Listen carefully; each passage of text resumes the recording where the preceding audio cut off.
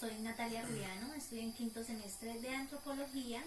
Actualmente estoy desarrollando un trabajo para el área de ética en la Universidad Claretiana. Me han comentado que usted, dentro de su profesión, tiene una historia muy pertinente y su desenvolvimiento, su desarrollo, cómo ha enfocado usted el tema de una forma muy justa y con mucho compromiso. Entonces esa parte sí quisiera como andar más en el tema, que me pudiera comunicar cómo ha sido realmente su desenvolvimiento, pero realmente en este momento damos inicio a su presentación. Bueno, Natalia es que te llamas, ¿no? Sí, señor. Mi nombre es Mauricio Pacheco. Mi perfil, pues soy ingeniero electrónico y tengo una especialización en gerencia organizacional, política también. Pues ese tema que te han abordado la comunidad, de esos escritos, pues sí fue algo muy particular, va basado sobre mi ética, mis valores, que fueron marcados desde mi hogar, desde mis principios de vida, desde mi casa. Más la universidad me orientó a darme esos valores y tener esa responsabilidad social que hoy veo que muchas universidades se han perdido. Hoy vemos la corrupción y la corrupción ha permeado las diferentes instituciones, y eso ha llevado a que los mismos egresados pues perdieron la ética, perdieron su identidad, su personalidad, perdieron el bien común. Pues algo me quedó a mí de todo eso que me enfocaron en la universidad. Y debido a eso, pues yo tuve una larga carrera. Trabajé con una empresa de telecomunicaciones, llegando al caso de lo que la comunidad te comentó. Trabajé con una empresa de telecomunicaciones hace por ahí unos 18 años, 18 20 años. Todo ese tiempo que yo logré trabajar en esa compañía, pues pasan muchas historias, ¿no? Hay muchas historias, muchas anécdotas, muchos accidentes, y día a día ese es el diario vivir de nosotros como ingenieros. Mi tarea yo era ingeniero de desarrollo e implementación. En ese momento apenas estaban llegando pues el auge de la telefonía celular, y pues eso era novedoso en el país, fue muy novedoso en las grandes ciudades, porque las primeras implementaciones que se hicieron de antenas fueron en las grandes ciudades. Pero se estaba presentando algo, se estaba presentando que las compañías, como eran compañías europeas, ellas tenían una manera de desarrollar sus proyectos de implementación de telecomunicaciones de una manera diferente como se manejaba en Colombia. Aquí en Colombia había que hacer socialización. Todo lo que se fuera a implementar en una comunidad había que hacer socialización. Pero ellos obviaban eso, solamente ellos entraban a cumplir la normatividad de planeación nacional, planeación municipal, donde se piden unos permisos para la implementación de unas antenas. Entonces se hacía ese proceso, pero ellos se olvidaban de otro, de la socialización. Pero como yo he tenido esa cultura de que todo lo que se iba a implementar siempre se hacía socialización con las comunidades, y las comunidades determinaban. En un estado social de derecho uno no puede violar ese principio fundamental, pero las comunidades no. Cuando yo llegué a tomar el proyecto, no, ya están los permisos, me entregaron los permisos, dije la socialización, pero no, eso no hay problema, eso ya se definió con los presidentes de la Junta de Acción Comunal. Algo que noté fue que lo montaron en una zona donde había mucha comunidad, ¿sí? En un centro de un municipio, de un barrio estrato 1, estrato 2, ¿sí? Estrato 2, donde la gente, su nivel cultural antes era muy escaso. Hace 15, 16 años la gente no se educaba mucho como ahora. Mandaban el hijo mayor, pero el otro tenía que esperar hasta que se graduara. Entonces la escalabilidad para su aprendizaje iba a ser demorado, no como ahora. Resulta que estas comunidades, yo empecé a desarrollar el proyecto como me tocó, mis ingenieros, empezamos a colocar antenas, alguna gente se molestó, pero llegó la comunidad, llegó la policía, ¿sí? Y bueno, y se tranquilizó todo. Sí me pareció muy extraño colocar un sistema central de telefonía dentro del perímetro donde está la comunidad. No es lo ideal, nunca se había hecho. Se pueden colocar repetidoras, pero no una central como se iba a colocar. ¿Y allí qué decisión tomaste como profesional? Como se estaba colocando. No, mira, en ese momento yo tenía planos, ya tenía una orden de trabajo, porque ahí se trabaja con orden de trabajo. Yo implementé, pero me quedó la inquietud, primero, que no hubo socialización. Segundo, que esas antenas que se iban a montar no eran acordes en ese sector, porque iba a traer consecuencias fatales. Entonces yo elevé la consulta a presidencia, les dije, miren, ¿qué pasa con esto? Esto ya se hizo socialización. Me dijo, no, ya no hay problema, ingeniero, ya está todo determinado, ya miren los planos, miren los permisos. Claro, sacaron los permisos, pero no miraron las otras consecuencias. Bueno, montamos el proyecto. El proyecto demoró 3-4 meses. Se montaron las antenas centrales, torres, se montaron la implementación. Acuérdate que para montar la telefonía celular las antenas son células, ¿no? Son células repetidoras. Y siempre hay una celda central que es la que sostiene toda la infraestructura. Y ahí se reparte por todas las sectores de la ciudad para poder multiplicar la onda y pueda llegar a los diferentes teléfonos, a los diferentes usuarios. Entonces en ese sector no era el ideal, no es ideal, porque es que yo hice un trabajo como 15 días mirando el entorno y el entorno no nos daba. Adicionalmente, algo que noté es que esas casas fueron unas casas de interés social, y esas casas de interés social, como se habían construido, no era coherente, porque no era base solamente de cemento y ladrillo, sino que habían utilizado aluminio, unas placas, y en determinada la placa, la unión se hacía con aluminio resistente, pero era aluminio. Sí. Esa era su construcción. Montamos el proyecto exitoso, funcionó. Siempre hubo mucha interferencia, había interferencia. Entonces, cuando se presentaron interferencias en las pruebas, pero alcanzaste a montar el proyecto. Sí, claro, el proyecto se montó. El proyecto se montó porque ya había una orden de servicio. Adicionalmente, yo era un ingeniero que llegaba a implementar, y con los otros ingenieros y técnicos, y yo desarrollaba el proyecto y se monta. Uh-huh. Pero de verdad no fue contra mi voluntad, sino que sí, pero yo sí me sentí muy mal, porque no era el punto específico, porque no hubieron estudios técnicos de referencia. En cada desarrollo de un proyecto debe haber un estudio técnico de referencia. Hoy la CREE, el Ministerio de Comunicaciones exige que antes de hacer una implementación hay que hacer un estudio de referencia y un estudio del entorno. Eso no existía, nada de eso. Pero yo seguí en el proyecto. Algunas veces yo seguí, lo implementamos, hubo mucha interferencia. Esas interferencias que se daban, se tuvieron que tumbar muchos árboles. El daño ambiental que se hizo en ese momento fue catastrófico también, y la gente no se percató de lo otro, se percató fue del daño que le estábamos haciendo al entorno, que le estábamos cortando árboles, ramales, y eso nos dio un poquito de problema, pero se superó. Eso se superó.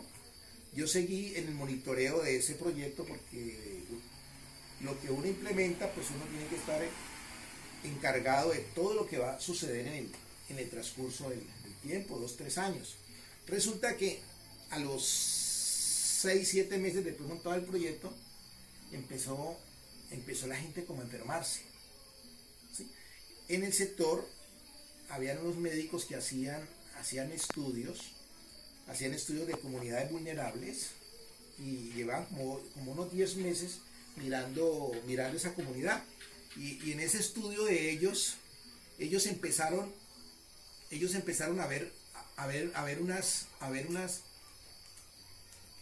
cosas incoherentes del comportamiento de salud de la comunidad. Empezó la gente a enfermarse, empezó la gente a darle infartos. Muchos abuelos murieron de infarto. Y entonces hubo una alerta temprana, debido a que ellos dijeron, no, la comunidad se está enfermando mucho. ¿Y por qué? Cuando ya empezaron las niñas que empezaron a gestar, empezaron las malformaciones. Digamos, al año, 2 meses, yo ya con esa alerta, y yo empecé a mirar, pero cuando hicimos un diagnóstico del entorno, en ese diagnóstico nos dio que a 300 metros a la redonda era la gente que se enfermaba. Donde se sentó la antena, a los 300 metros a la redonda empezaron los problemas de salud, esas afectaciones en salud, y no marcaba solamente el menor, el adolescente, no, toda la comunidad. Empezaban a perder la vista, desmayos, cantidad de cosas que uno dice, y esto que entre los médicos, ese grupo de médicos mandaron a hacer exámenes, y entonces empezaron problemas de radiación, se aumentó el cáncer, en la comunidad. Yo dije, esto no está bien, yo mandé un comunicado, yo le decía, pero ¿qué pasa? Entonces ya me hicieron una reunión y me dijeron, ingeniero, aquí pasa algo, entonces vamos a revisar. Entonces empezamos a revisar, y lo que me di cuenta en mis mediciones técnicas, con mis equipos, me di cuenta que a los 300 metros a la redonda, como les comentaba ahora, se irradiaba, era el alcance de la onda, era la fuerza del alcance de la onda, una onda de radiofrecuencia, sencillo, la radiofrecuencia produce cáncer. Y si tengo una central dentro de un barrio, de una comunidad, pues va a haber afectaciones. Y eso fue lo que no miraron, solamente por unos intereses económicos y evitarse los estudios, porque tenían que llegar allá. Entonces eso nos dio que esta gente empezó a enfermarse a los 300 metros a la redonda. Cuando vamos a hacer el diagnóstico, encontramos que las casas empezaron a pasar corriente. Las casas empezaron a pasar corriente. Y ahí fue cuando nos dimos cuenta, una casa que estaba abandonada, fuimos a mirarla, y sucede que las casas estaban construidas a base de aluminio. Entonces nos dimos a la tarea con un grupo de amigos. Eso sí lo hice por fuera de la compañía, porque la compañía no quiso aceptar lo que yo la crítica. No era como crítica, la atención de lo que estaba sucediendo en el entorno. Pero no, aquí no pasa nada, y antes se miraba era producción y la economía de ellos. Sí, nunca se ha un mirado interés propio. Nunca se miró la comunidad, pero mis valores, yo informaba un tema diferente. Y empezamos a mirar las casas, y te cuento que empezaron a pasar, las casas pasaban corriente. Entonces la gente decía, no, mire que está pasando corriente, y eso empezó a pasar desde que montaron las antenas. Y entonces los médicos me dijeron, ingeniero, hagamos algo, vamos a hacerle seguimiento a las niñas, 3 niñas que están en gestación, 3 niñas de diferentes familias, y los 3 niñas salieron con malformaciones en los fetos, y una murió. Entonces dicen, aquí está pasando algo. Entonces llevamos los estudios, hicimos análisis, llevamos otros expertos, y encontramos que en realidad era la radiación que estaba produciendo esa central principal dentro de esa comunidad, y eso estaba afectando el estado de salud de todo ese entorno, y el daño que se hizo. Hubieron mucha gente que murió, mucha gente que se le aceleró el cáncer, gente que perdió la vista, malformaciones. Perdón, don Mauricio. Entonces lo que vemos aquí es como la empresa no fue responsable, no fue justa ante esta situación, ¿no? Porque primero debió hacer el estudio.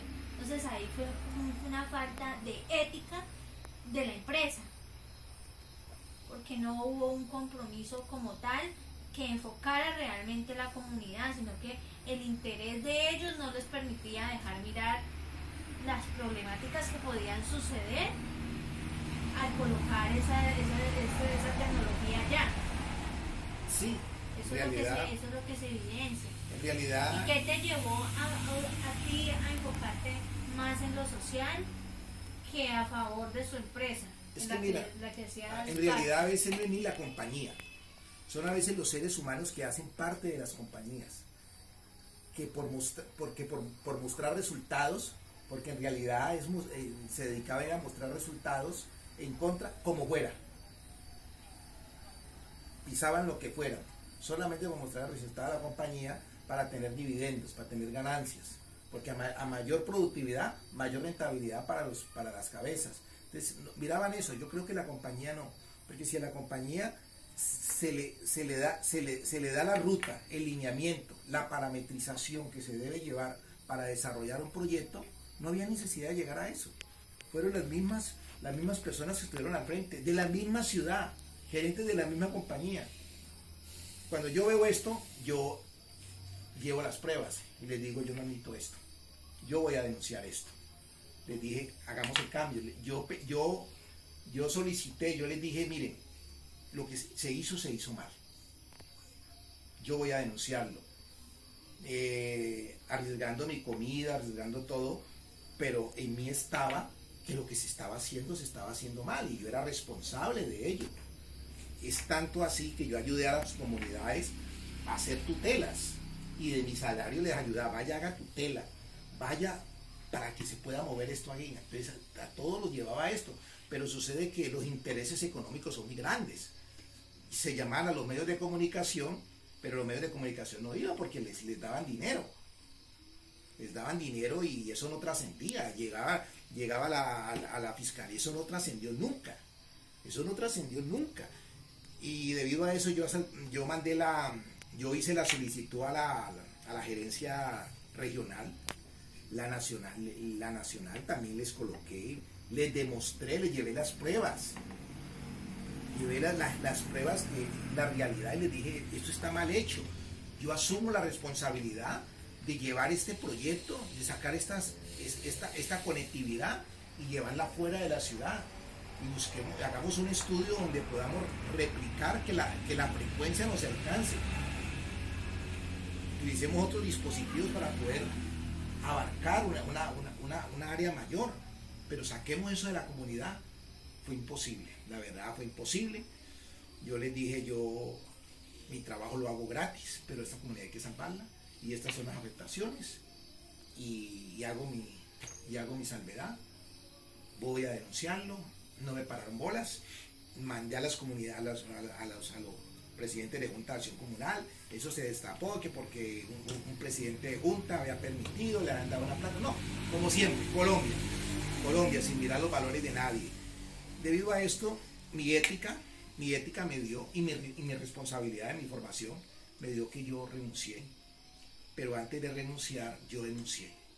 Yo denuncié a la compañía a nivel internacional, donde se hizo un llamado fuerte, se cambió el gerente, y se hizo público, pude llevarlo con la comunidad, hacerlo público por un medio de comunicación, y se demostró el daño que hacía la radiofrecuencia a la vida de las personas.